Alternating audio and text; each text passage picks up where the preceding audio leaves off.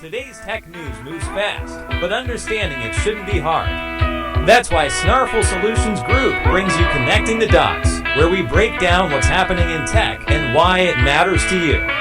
Now, let's dive in with your hosts. Imagine an AI sitting on your kitchen counter. You know, something that doesn't just listen to you, but physically shifts its weight. Right, like it actually reacts to your voice, almost like a living roommate. Yeah, exactly. And it is coming next year.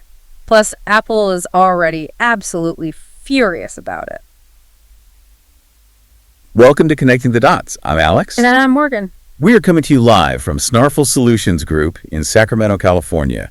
Today is Friday, August 7, 2026. And this is the show where we take the absolute fire hose of daily tech news, just, slow it down. Right, we figure out what it actually means for you, your family, and your career.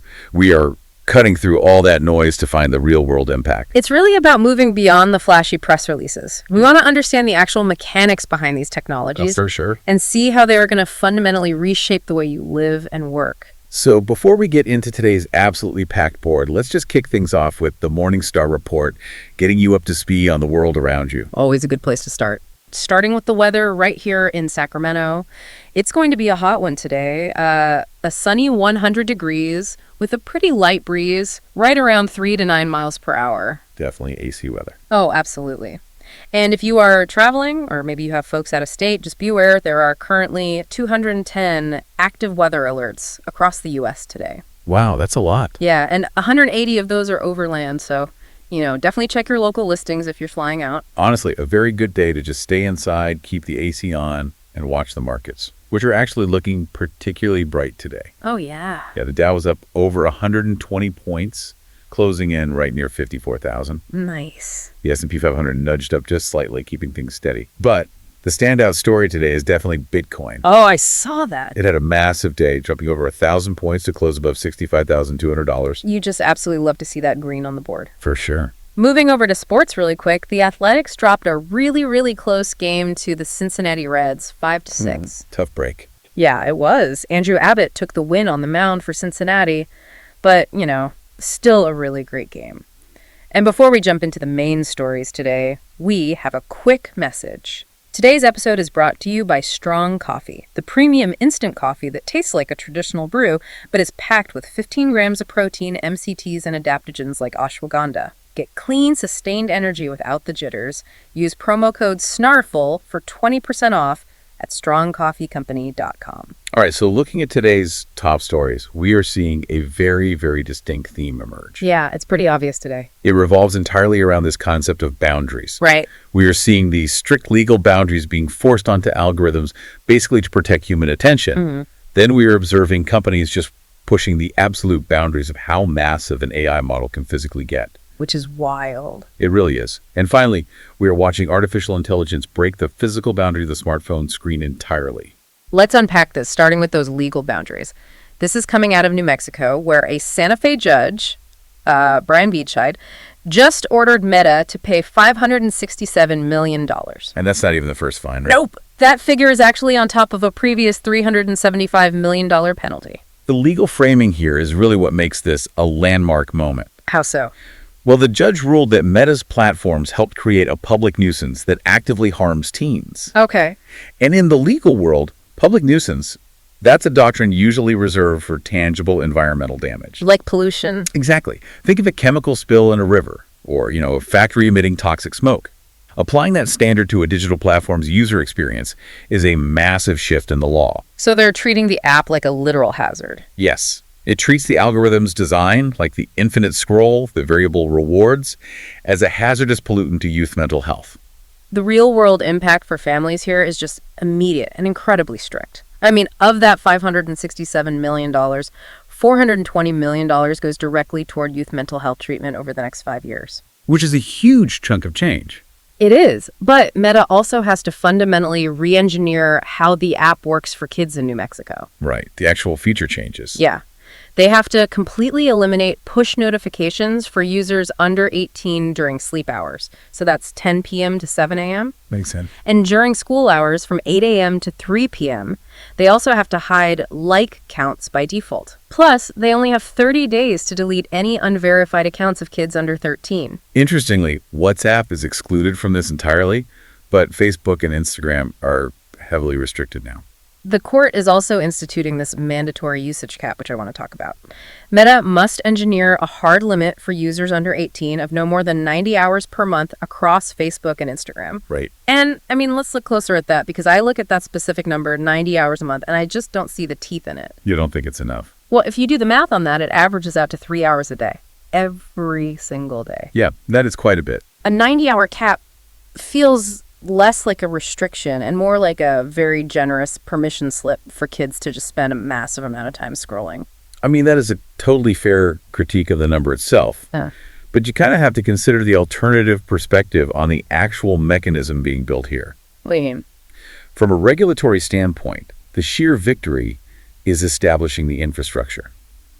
Historically, social media companies have always argued that it is, technically impossible or just overly burdensome to track and lock out specific age groups after a set time. Right. They always say the tech can't do it. Exactly. By mandating this, the court forces Meta to build the actual kill switch mechanism. Oh, I see. Once that infrastructure exists, the precedent is set. The number that 90 hours can easily be negotiated down to 30 hours or 15 hours by lawmakers later. That's a great point. The heavy lift was forcing the platform to shift the burden of boundary setting away from the exhausted parent and put it onto the algorithm itself. That actually makes a lot of sense. So we're building these massive regulatory fences to keep current algorithms in check. But the problem is, the tech industry just isn't standing still while lawmakers catch up. Not at all. They are aggressively scaling up the raw size of these models behind the scenes, which perfectly brings us to what ByteDance is doing in secret. The numbers we are seeing are getting, they're difficult to even conceptualize at this point. They really are. ByteDance, who is the parent company behind TikTok, is currently pre-training a new AI model with up to 10 trillion parameters. 10 trillion. 10 trillion. Yeah. And to connect this to the broader competitive picture, Anthropic's Mythos 5, which is, a massive, highly respected model, that one is estimated to be around 8 trillion parameters. Okay, so beating that. Right. And another major player, Kimi K3, sits at about 2.8 trillion. So ByteDance is building something roughly 3 times larger than some of its most serious competitors. And what is really crucial here is that they spent over a year developing this independently. They didn't take a shortcut by, distilling or scraping the outputs of rival models. I look at these numbers, like 2 trillion versus 10 trillion, and my eyes honestly just glaze over. It's hard to visualize. It is. Yeah. As a regular working professional, it is hard to see why I should care how massive the cloud brain is, as long as the AI can write my emails or summarize a meeting. Yeah, you would think a smaller model is perfectly fine for daily tasks, which it is. But we have to look at the mechanics of what a parameter actually does. Right, because if a normal AI model is like reading every book in a neighborhood library, 10 trillion parameters is like trying to map every single grain of sand on a beach. It's just a different universe. That is exactly it. Think of parameters like the individual knobs and sliders on a massive audio mixing board. A standard AI has enough knobs to perfectly mix, say, a 4-piece rock band. It can handle your emails and basic summaries without losing the plot. But a 10 trillion parameter model has enough knobs to perfectly balance and record a 10,000-piece symphony orchestra, adjusting for every single instrument simultaneously without ever dropping a single note. So it's really about holding on to a much larger, more complex context without forgetting the detail. Precisely. This is an arms race. When you are using enterprise tools to analyze a 500-page legal contract, or maybe run predictive models for a massive global supply chain. Right. Or write complex software code across multiple repositories, a 10 trillion parameter model can adjust all those millions of interconnected dials at once. It just sees a bigger picture. It connects dots across vastly different domains that a smaller model simply cannot perceive. Whoever wins this race for scale is going to provide the foundational reasoning engines that every major business relies on in the 2030s. It's just fascinating to think about these massive, unseen 10 trillion parameter cloud brains humming away in data centers. But It's one thing to have a massive AI sitting on a server somewhere. It is an entirely different thing to give it a physical body and invite it into your living room. Which is exactly what's happening. Right. So let's look closer at our final story, which I think is perhaps the most significant shift in consumer technology we've seen in a decade. OpenAI's new hardware device. Slated for a 2027 release, OpenAI is introducing their first physical consumer hardware. And to be clear, it is not a phone, and it is not a computer in the traditional sense. Not at all. It is a premium, battery-powered metal smart speaker, but it has absolutely no screen whatsoever. Which is bold. Very bold.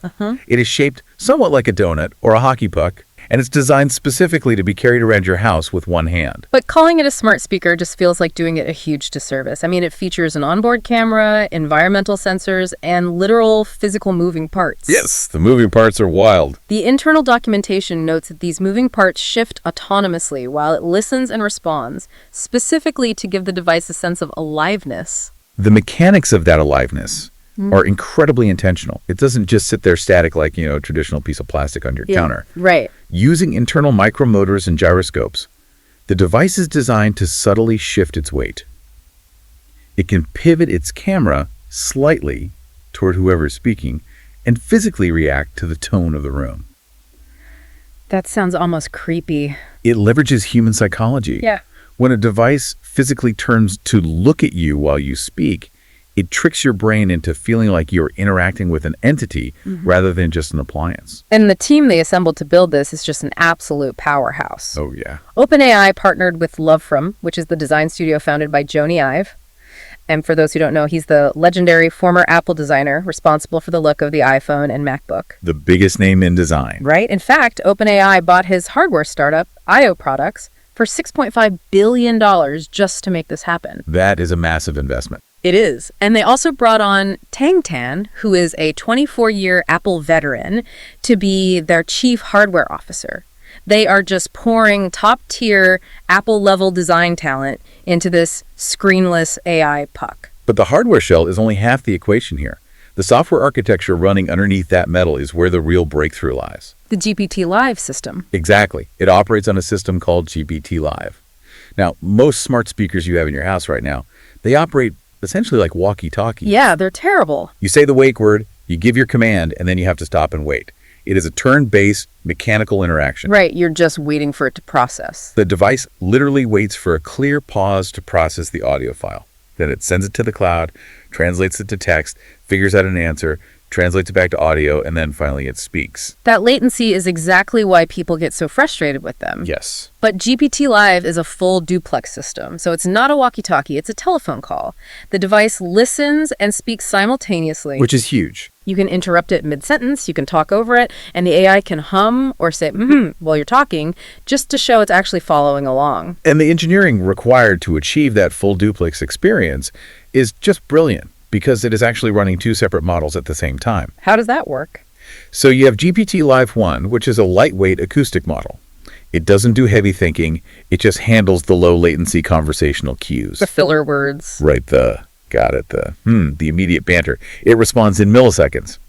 But while that acoustic model is keeping the conversation flowing, if you ask a highly complex question, it delegates the heavy semantic logic to a much larger model, GPT 5.5, which is running in the background. So the conversation just never pauses while the AI is thinking? Right. It feels completely natural. And to make sure that data transfer happens instantly, they engineered a brand new transport protocol called Warp. Yeah. Standard internet protocols require these digital handshakes that take hundreds of milliseconds to establish a connection. Warp creates a continuous, persistent open pipe straight to OpenAI servers. So there's zero latency, no more waiting for that little spinning blue light. Exactly. I hear all this, the premium metal design, the micromotors, the Warp protocol, and it sounds like incredible engineering.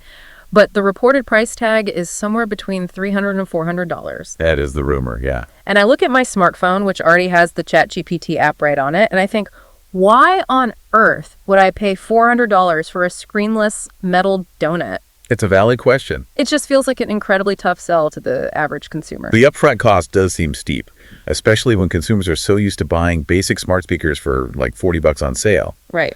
But there is a massive economic lesson from history playing out here. Specifically, Amazon's lesson with the Echo. Oh, the $25 billion loss? Yeah. Exactly. Between 2017 and 2021, Amazon's devices division lost more than $25 billion. They intentionally sold their hardware at or below the cost of manufacturing. Just to get it in houses. Right.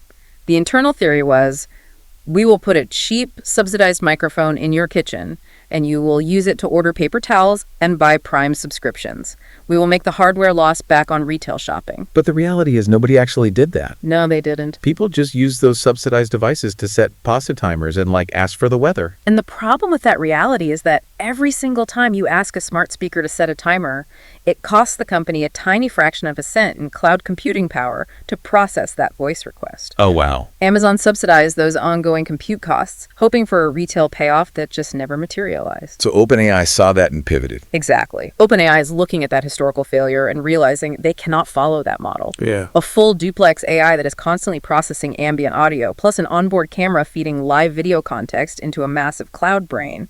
That compute cost is astronomical. They can't afford to subsidize that. No way. They have to charge a $400 premium up front. Plus, they'll likely require a monthly subscription simply to make the basic math work. They aren't trying to sell you paper towels. They are selling you continuous ambient intelligence. And that requires a fundamentally different business model. Which naturally brings up the massive privacy question. Oh, for sure. I mean, you are putting a camera-equipped, always listening multimodal sensor in your bedroom or your kitchen. It is actively processing the ambient conversation of your entire home. If I'm considering buying this, I need ironclad guarantees about exactly what audio is going to their servers and how long it lives there. Consumer trust will absolutely be their biggest hurdle for adoption, no question. But there is also a tremendous amount of corporate friction happening right now behind the scenes that actually threatens to derail this before consumers even get a chance to buy it. What's going on? Back in July of 2026, Apple filed a highly aggressive 41-page federal trade secret lawsuit against OpenAI and your new chief hardware officer, Tang Tan. The Apple veteran. Right. Apple is alleging that Tan directed Apple engineers to bring physical proprietary hardware components to OpenAI job interviews. Wow.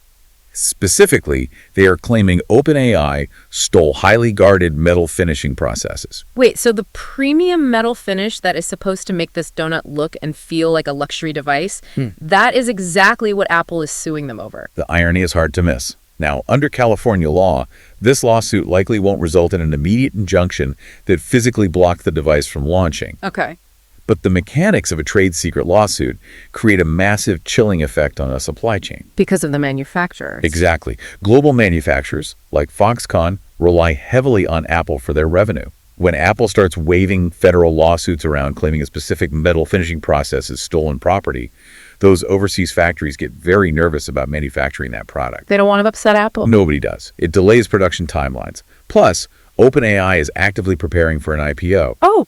Having a lawsuit where the biggest company in the world calls your hardware division rotten to its core is a pretty terrible liability to disclose to potential Wall Street investors. It is just wild to me that Sam Altman is pushing so hard for this. I mean, building physical hardware is notoriously difficult. The profit margins are terrible compared to software. The global supply chain is an absolute nightmare. And now you have Apple actively trying to strangle your manufacturing process. It's a lot of friction. Why not just stay a software company? Why does OpenAI want to build a physical hockey puck so badly? When you map out the broader landscape, it is purely a platform strategy. Think about how you access AI right now. You either use an app on an Apple iPhone or an app on a Google Android phone. Right. That means Apple and Google control the distribution. They're the gatekeepers. They control the App Store rules.